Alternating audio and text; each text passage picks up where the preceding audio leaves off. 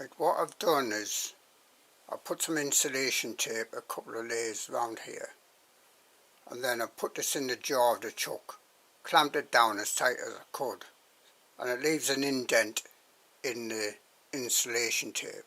I could just about see, but I've marked where the indentations are, highlighted them in a way with a felt tip pen, silver in this case. I tried black but that wasn't too successful. The silver pen I have, silver felt tip pen, is okay. So now what I'm going to do, I'm going to cut a groove in there with a Dremel, just cutting disc of a Dremel in each of those, and I'm hoping that the jaw of the chuck then will stick in those grooves obviously, and it won't rotate. That's, I've measured out the depth I want to go, like into the drill. See, there's one. I do have two of these, so all the rest of this is going into this connection piece, which if this works then I'll print out this again with a bit thin, well, a bit less on this side, a bit thinner for the nut head to go in to a certain extent, because this edge is rubbing on the main sort of shredded body. So I'll just try and cut those with a Dremel. I'll get this into some sort of clamp, then I'll come back. Now I'm expecting the heat here to melt this plastic insulation tape, which might be an issue. So this is a Black & Decker jobber which I have on a baby bath stand, believe it or not, with some bolts going through there and like wing nuts on. That works very well, had it many years. A bit like a workmate, I think they're called Black & Decker workmates. I use this Dremel here, cutting disc. I would say if you're getting cutting disc, get the reinforced type. Following the guidelines on the tape. When you turn it round you have to open it wider, because once the tape's been cut it's going to turn on the thread, so to speak. But that's not too bad. I mean, probably not absolutely perfect, not as good as what machinists would do, but I think that'll grip. So there's 3 good grooves in there, one for each of the jaws, 3-jaw chuck on the Black & Decker drill. So a little bit warm this. Right, what I'll have to do is see if I can get a nut on here, 12mm nut, because I might have chewed up the threads a bit. I might have to get a die on to recut the threads a bit, but I'll tell you if I have to do that. I'll try 12mm, just plain 12mm nut on there first. Let's see.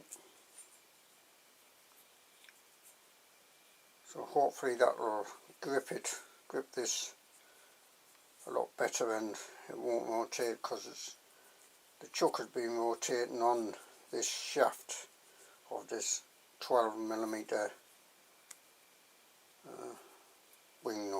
wing bolt sort of thing. It's all in one.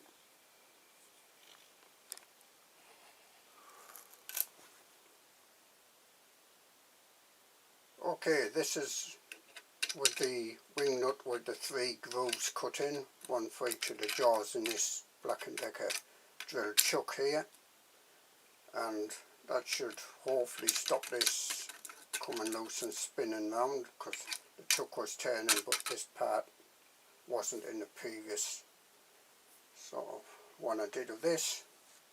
So this is with the Keyway, cutting this M22 bolt like a key seat, I should say, cutting that, a slot basically, for an M5 by M5 square key, 25mm long, 2.5 deep in the key seat, and there is a Keyway in the cutting discs, 2.5mm by 5, give or take a bit. Anyway, enough of that rabbit. Watch out for your ears here.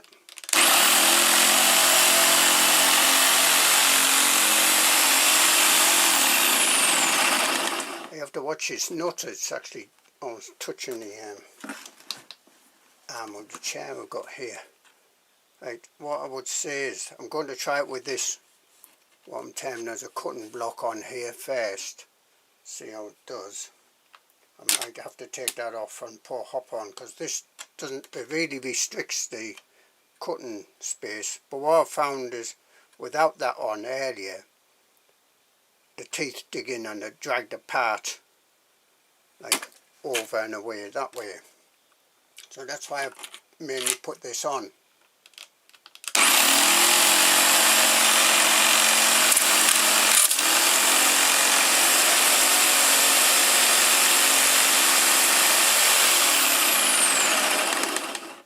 Well, you can see what's happened there. It's totally ripped all this off. I mean, that's 3mm thick, this sort of wear plate here with infill. Try and show you that if I can. Let's see, that's going infill on even on that 3mm. So that is not very good, to say the least. Yeah, when I was doing it earlier, I managed to do it quite well. Just a second while I think about this. So I'm going to try it without this on at all, as it is here. Now there's a big gap down here, so I'm a bit wary about this. I'm going to have to keep probably tight hold of this.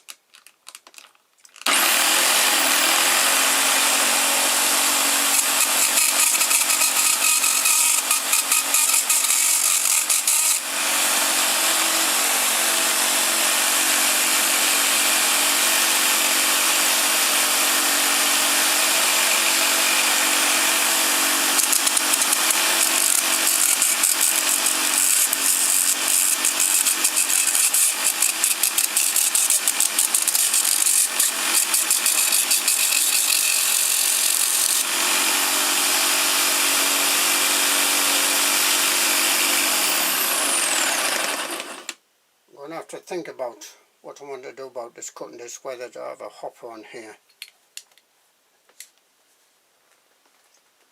Let's try this. This is for an octopus mounting to a corral at the end of 5 plus. Well, an iteration number 1. I've had to move the holes quite a few times on these to get the holes lined up with the corral at the end of 5 plus inside. This goes sideways, and using this does involve having to cut holes in your at least one hole in your corral at the end of 5 control box. So let's try this. I reckon that's about 5mm again.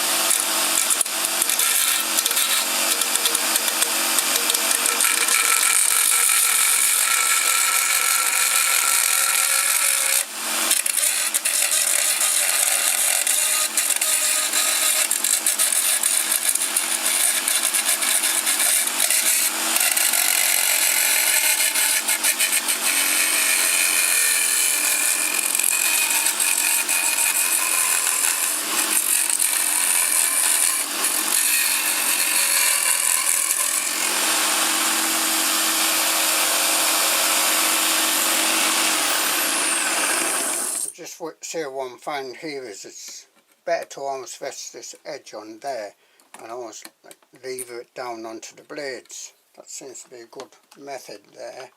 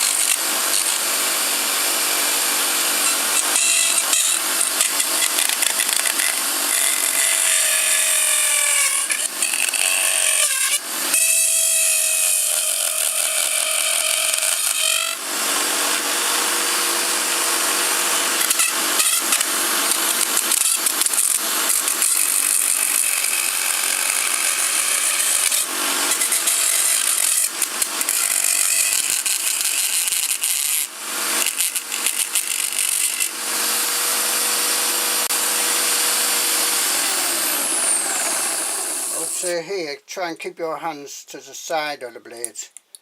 Then if it's dragging it over, it's not going to drag your hands into the blades. So either side possibly. You see that's cutting, some of the bits are getting almost cut off or whatever. It's shotting quite a bit of swarf all over the place here. I've been rubbing against the edge of this connection part here. See this big wear there.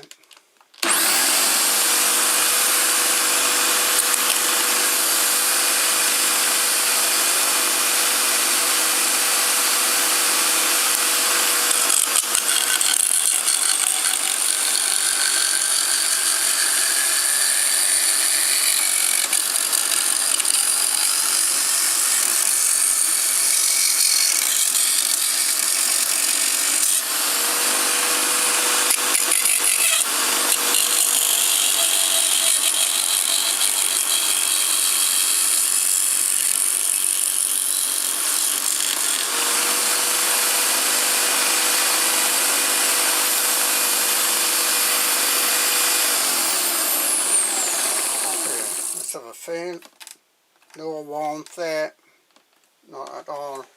Let me feel those blades when I get unplugged there.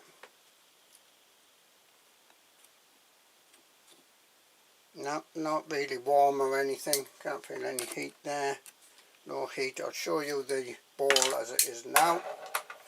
So I'm going to have to really think about what's happening with this top here. This is a wear plate, what I call a wear plate. It's deliberately made only 3mm thick on top to protect the part below, so that this can be printed out reasonably quicker and to wear down. But as you see there, it just got chewed to bits and plugged. This is just this few minutes. Again, we've got some of these bigger bits when it's sort of chewed parts off rather than shredding them. But some sort of sieve would help that if problems. But quite, yep, nicely granulated. Look at that one wide. So see that amount in that short time. Now I think that's going to be like this grooves in the bolt there, the wing nut bolt type thing I'm using, and the Keyseat, Keyway key, etc. there are going to be ideal. It does seem like this Black & Decker drill here, here's some details. It's powerful enough to do that, so far as I can tell at this short instant. But now in the design I'm going to have this a little bit narrower on the nut head, so that's not rubbing against this edge here, which it tends to be doing. I'm going to have to seriously think about what I'm going to do about this wear plate and have hopper on there. I did try hopper before, and what I found is the parts are actually sticking in the edge of the hopper, but the edges of the hopper were quite shallow, so I'll probably have to do quite a steep hopper if I want a hopper on there. But I'm happy with that. I don't want to do any more as it is at the moment, not until I refine it. Let's have a look. We all unplugged. Pretty heavy this, looking this about, to be honest with you, particularly the drill. So you can see there that we've got these parts that have just been almost chopped off, and quite a lot, almost swath flying all over. So yeah, you want safety goggles on here.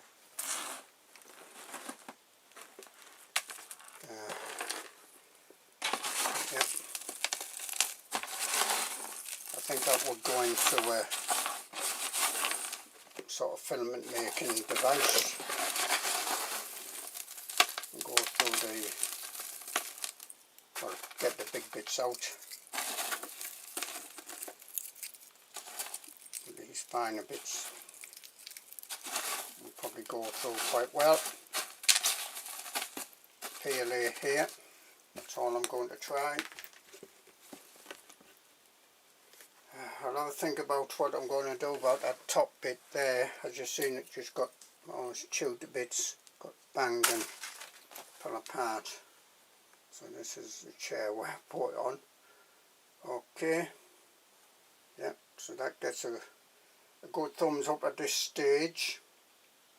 I'll have to see, the next stage is see what have a think about what I'm going to do with the top. Can't make it much thicker because that's going to lose height off the blades in a way.